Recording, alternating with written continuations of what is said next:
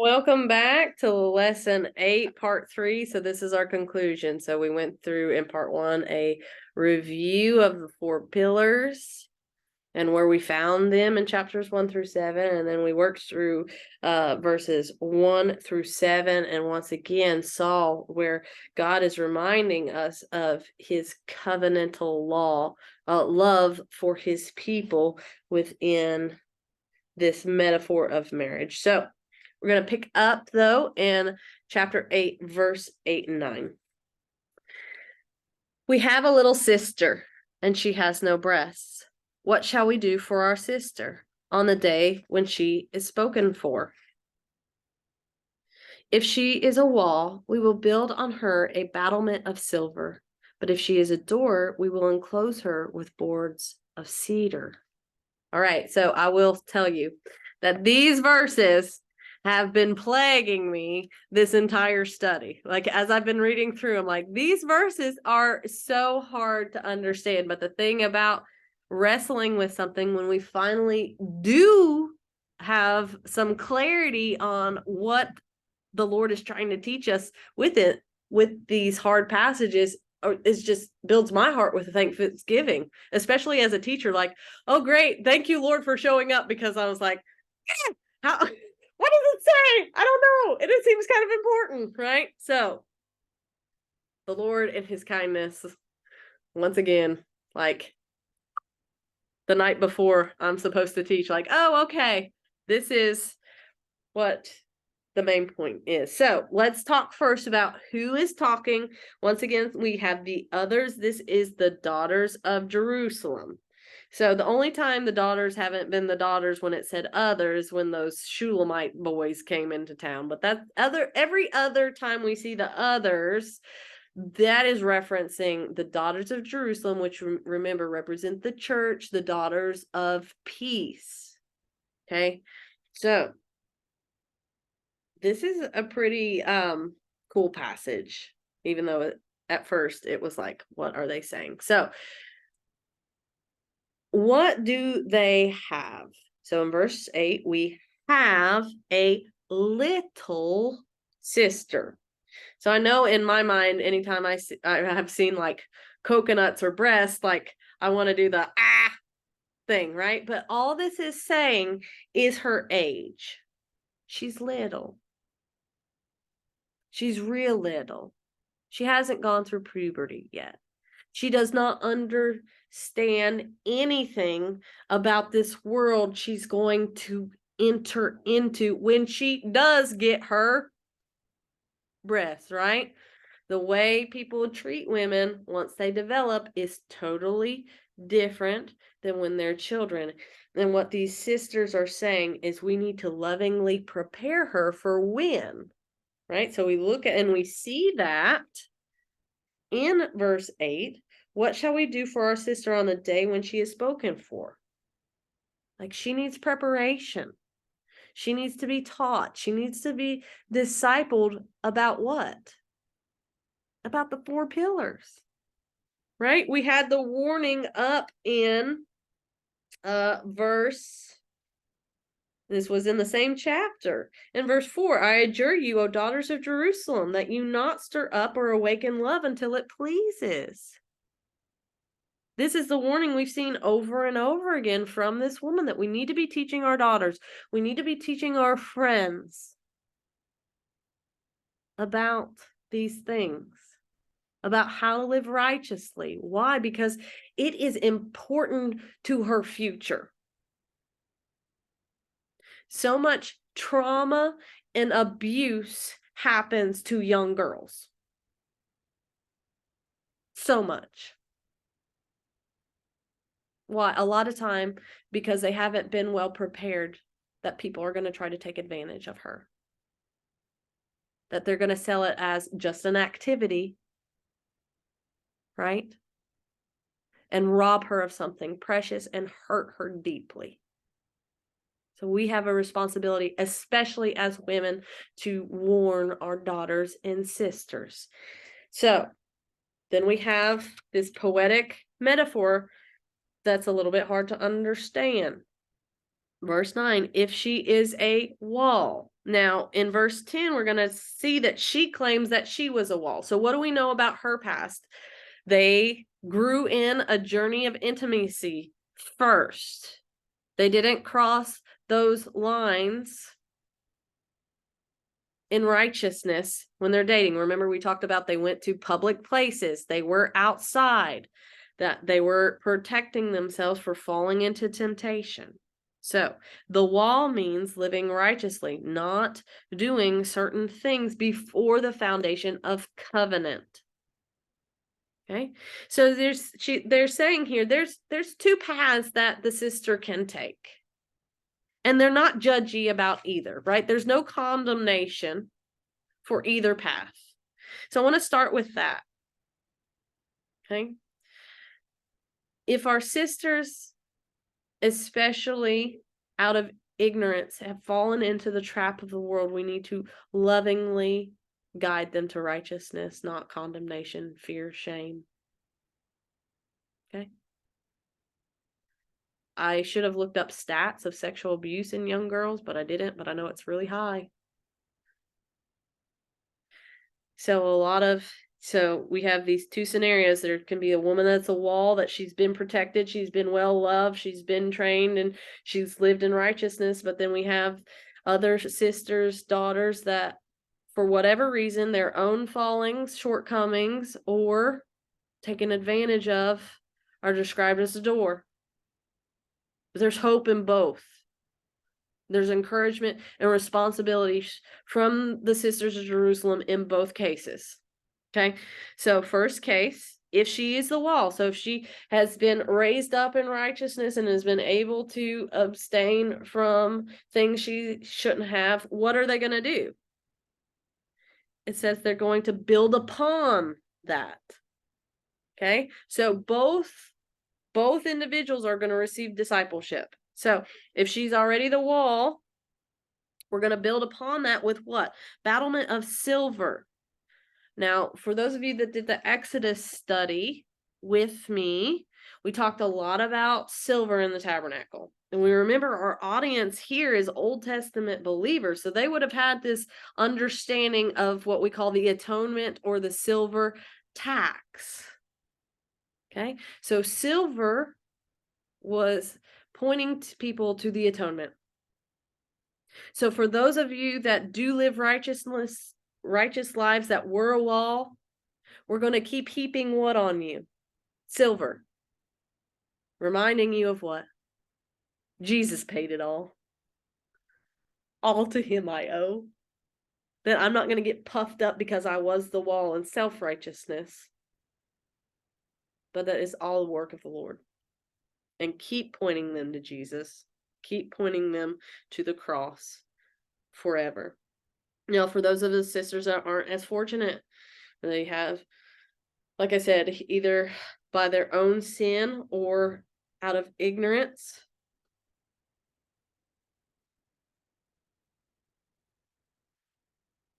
are the door. We can build them back up. We will enclose her with boards of cedar. So when I first read this, I was like, oh, what are they doing? Like building, like, is she like in solitude? Like they're locking her up? No. Because remember, like there's the wall and then there's a door. So what they're saying is the door can be turned into the wall with enough guidance and support and help. You can change. There is redemption available for you, daughter.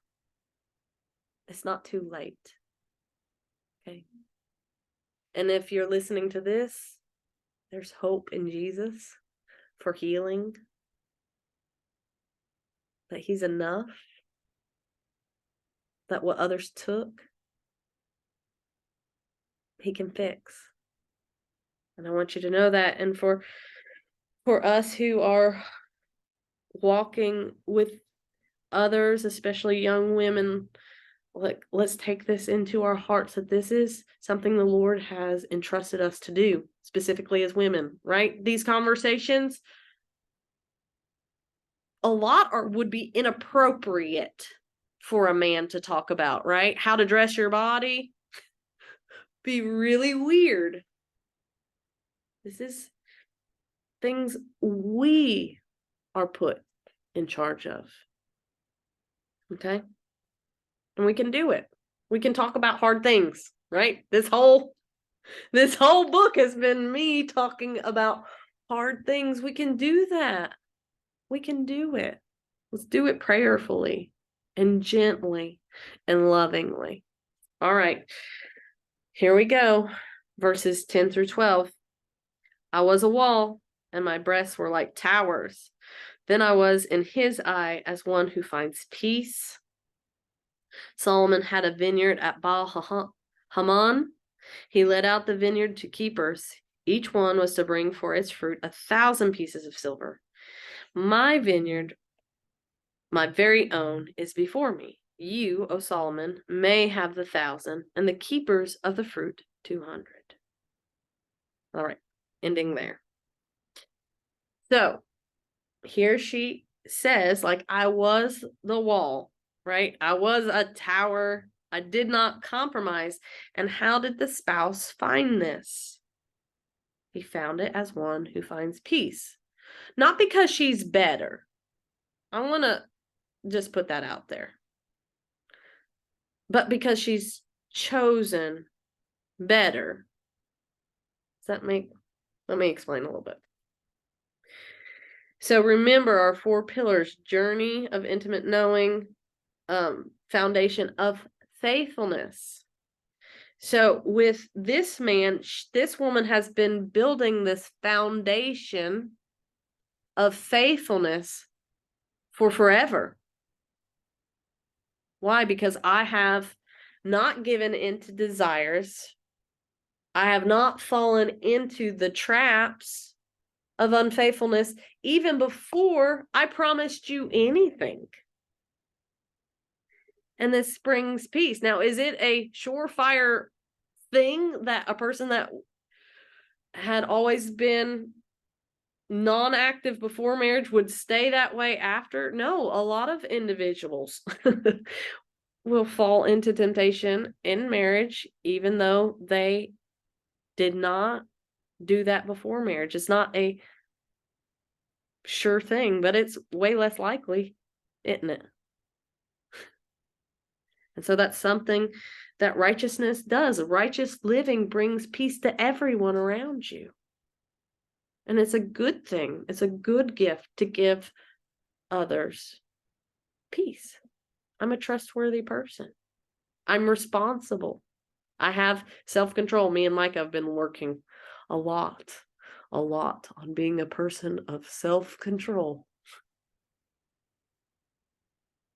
Right? Because anytime he feels anything, it's like an extreme. So as soon as I realize my belly's hungry, oh, mommy, I'm starving to death.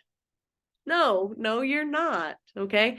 Don't let our feelings drive us.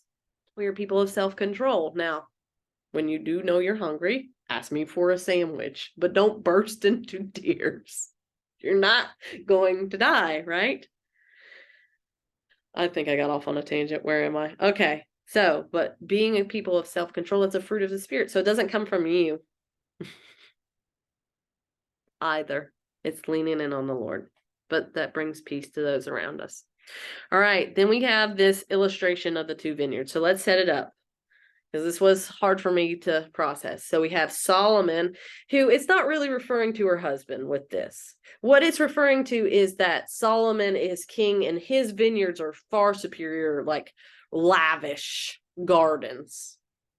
Okay, so in the first vineyard, it's Solomon's vineyard, and people pay thousands of dollars for this fruit, but they pay money. Her vineyard is whose? Her own. And you can't buy her fruit. Oh, what is this talking about, right? Her love isn't for sale. She decides who she gives her love, her body to. Right? And we saw that she's a faithful woman, that she has fought temptation in the past and has done well, right? She's the wall. She's the tower. But this, I think, is an important concept that we don't talk a lot about in Christian walks. And I want to spend a little bit of time here today because I do think, even for myself, it's a good lesson to think on. So I wrote down for us to look at John 10:17-18. For this reason, the Father loves me, because I lay down my life that I may take it up again. No one takes it from me, but I lay it down of my own accord. I have authority to lay it down, and I have authority to take it up again. This charge I have received from my Father. Okay, so remember, we said we are not Jesus, we are not God, but we are called to walk like him. And so here we have him talking about how he walked on earth. And he was no pushover, right? The Pharisees and Sadducees badgered him all the time to prove himself. But he didn't give in to that. He did what the Father wanted him to, and he chose to lay his life down. Nobody took it from him. And so I love this in this thought of it in marriage. Okay, my vineyard is my very own. Christ's body was his very own. He laid it down in obedience to the Father, but by his own will. And within marriage, even though you're in covenantal relationship with your husband, your body is yours. And you lay it down when you want. Now, is there mutual sacrificial love? Absolutely. But nobody powers up on you, girl. That's an intimacy killer. Okay, so let's take this to the spiritual. Let's take this to ministry. Nobody demands your time. Nobody gets to tell you what and how to serve and what you're supposed to do. I hear this all the time. Well, if they were really a Christian, they would XYZ. Ugh. Then if they use that, it's probably time to say, nope, boundary going up, because that sounds like you're taking advantage of a person. Anytime you hear, well, if they were a good blah, blah, blah. Okay, time for somebody else to step in. Right? But that's what we think, right? Oh, I have to give everything, and everybody that wants me to do anything, I have to do. And very often that is the worst thing we can do, right? The Lord walked away. The Lord told his disciples, like, if they don't accept you, shake the dust off your feet and leave. So we have charge of our time, with our money, with our love. All those things are ours. But who is ultimately in control? The Father. So we rely on him, we rely on Jesus, we rely on the Holy Spirit to direct our paths, right? Lean not in on our own understanding. Now, sometimes that's harder because he is going to call us to mutually sacrifice in love in ways we don't want to. But we're not a doormat. We're not going to get bullied around. We need to lean in on wisdom. Okay? They also say, do not throw your pearls before swine, right? There are some things that are too sacred for some people. Your heart's one of them. Don't just give it away to anybody. All right. So next we have verses 13 and 14. Oh, you who dwell in the gardens, with companions listening for your voice, let me hear it. Make haste, my beloved, and be like a gazelle or a young stag on the mountain of spices. So this is our conclusion, and it's a sweet one. Okay. So what does the man want? Oh, you who dwell in the gardens with companions listening for your voice, let me hear it. Right? We've said over and over, like, he loves her so much. So he could have said, like, I want to climb you like the coconut tree, right? But that's not how he's ending it. I want to hear your voice. And that's intimate, isn't it? It's not activity. I want you. I want to hear your thoughts. I want to hear your voice. I want to know you. And what is her response? How does she end? Make haste, my beloved, and be like a gazelle or a young stag on the mountains of spices. You're my beloved. Come to me. Come to me quickly. I want to be drawn near to you. I want to enjoy you. Right. So, I don't know how many of you are probably Pride and Prejudice fans, but I'm assuming this is a women's study. Probably lots of you have seen the movie or read the book. But why does this book pull at women so much? It's because the 4 pillars are woven into that story. Okay, so I wrote down in your notes a quote from Mr. Darcy, which if you haven't watched Pride and Prejudice, he's like he's the main guy, right? And they have some tiffs and they have some misunderstanding, but he is the one that's in love with Miss Elizabeth. And this quote goes like this: "My affections and wishes have not changed, but one word from you will silence me forever. If, however, your feelings have changed, I will have to tell you, you have bewitched me, body and soul, and I love you. I never wish to be parted from you from this day on." Right? It's a very, very passionate quote from a man who is heartbroken that wants to be with the woman he loves. So what is he speaking to in this? I think he's speaking to our deepest longings, that we're all wired to long things that ultimately we can only find in God. Okay? So the first thing I feel like he hits on is this need we have to be known. You have bewitched me body and soul, right? Both your physical and who you are have bewitched me. You are a person that I want to know. Right? And then, right, he says, right, I never wish to be parted from you. That's hinting at that foundation of faithfulness. So we all long to belong. So if you're filling out the blanks with me, the number 1 to fill in was to be known. The second was to belong. Then the third thing is that we all long to be loved completely, body and soul. So I felt like this was a reach out to mutual love, sacrificial love, one that is not selfish, right? If you see in the movie, Mr. Darcy is doing all these things behind the scene to love Elizabeth well, to love her family well, that he doesn't even want her to know about, because he's an unselfish husband, or will be an unselfish husband. There's mutual love, mutual sacrifice that we long for. So we all long to be loved, both body and soul. And then fourth, he wants to marry her. Right? We all long to be embraced. And that's that passionate celebration of covenant.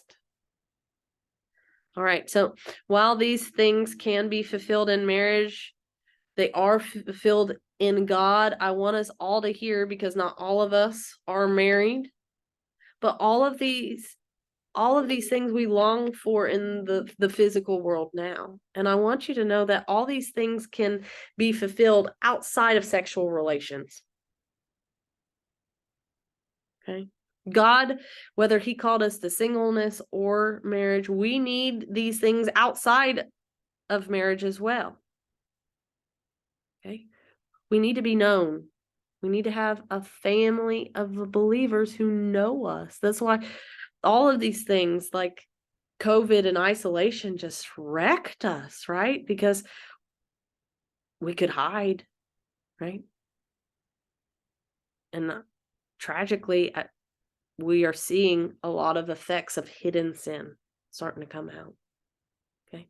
We need to be known. We need others to know us. And Like friendships are good, godly friendships. The daughters of Jerusalem, we all need them, right? We need to belong. First, we need to belong to Jesus Christ. But then we also need to belong to others. Church is important. Be committed, be responsible. Oh, well, I watched it on the live stream. Oh, well, guess what? You didn't get to do. You didn't get to hug my neck when I saw you next to me. I didn't have the opportunity to come over and squeeze your hand and say, hey, it's been a really hard week. Will you pray for me? Like, if you don't have the urgency that maybe somebody needs you in the service, maybe you need to revisit that. We all need to belong to each other. All right. So then we have the mutual love and sacrifice. Right? We're not meant to do this thing alone. Okay? Are we loving each other well? Are we taking care of the needs of the things that the Lord cares about? What does he care about? Well, he cares a lot about kiddos. Those of you that go to Point are laughing, but he did. He loves children. Right? We've been told in this passage that we are to look out for our little sisters. Are we sacrificially making time to disciple? We also have the needy, the poor, the widow. Those of us that have gifts need to share them with the body. We need to have mutual love for each other. Okay?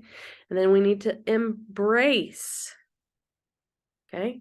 So passionate celebration of covenant. This just reminds me so much of worship.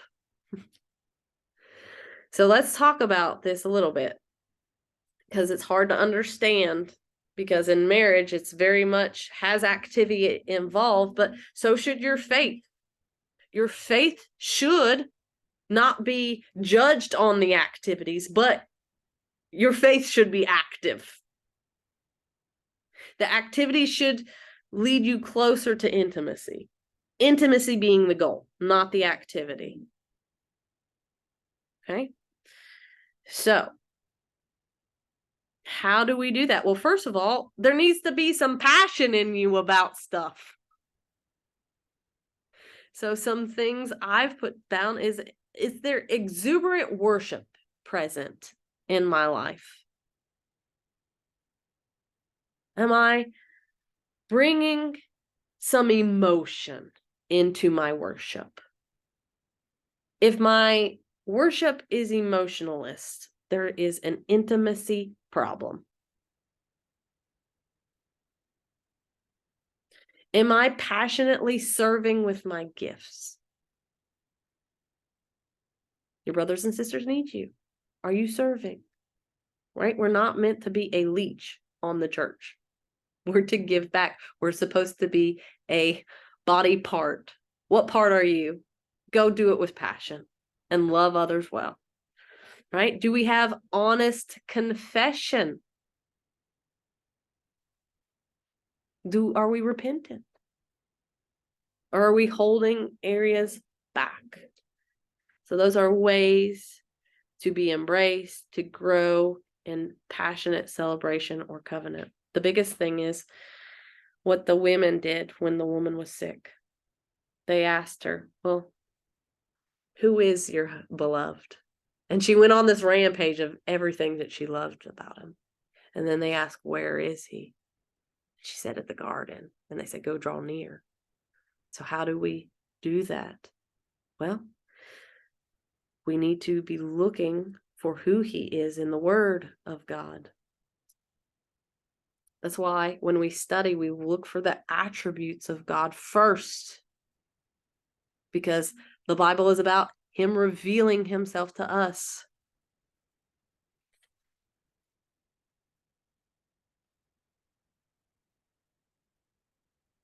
We find him in his word.